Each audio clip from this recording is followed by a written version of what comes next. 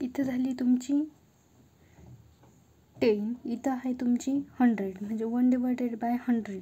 100च्या प्लेसला कोणता डिजिट आहे 2, म्हणून इथं काय घेणार आहे आपण 1/100ला काय करायचं आहे तुम्हाला, इथं 2 जो काय आहे तो घ्यायचा, म्हणजे 2/100, म्हणजे इथं तुमचं किती येणार आहे 0.02, म्हणजे पॉईंट नंतर किती आहे 1 आणि 2, 1 आणि 2 नंबरला कोणता आहे तुमचा 2. तसंच तुमचं काय आहे 1000 म्हणजे काय 1/1000, मग इथं कोणता आहे 10, 100, 1000, 5, म्हणून 5/1000 किती येणार आहे, पॉईंट नंतर 1 2 3, इथं पण किती आहे 1 2 3, त्याची प्लेस व्हॅल्यू किती तुमची 1000.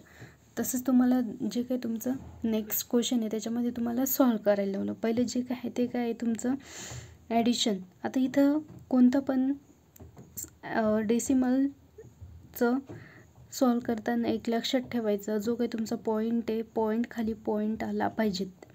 पॉईंट खाली जर पॉईंट आला तर ते कसं राहतं तुमचं करेक्ट. आता इथं काय दिलेलं आहे तुम्हाला 905.5, मग तुम्हाला काय आहे 27.197, मग मी काय केलं पॉईंट खाली पॉईंट म्हणजे किती आली इथं 5, इथं किती आलं 9, इथं 7, इथं किती आहे हे जे काय आहे हे डिजिट व्यवस्थित लिहिले, मग किती आहे 7शी 7, 9शी 9, 5 1 6 पॉईंट. आता इथे किती आहे 5 + 7 12, 1 कॅरी, परत इथं 0 0 + 2 2 + 1 3, 9शी 9, हे तुमचं ॲन्सर आलं.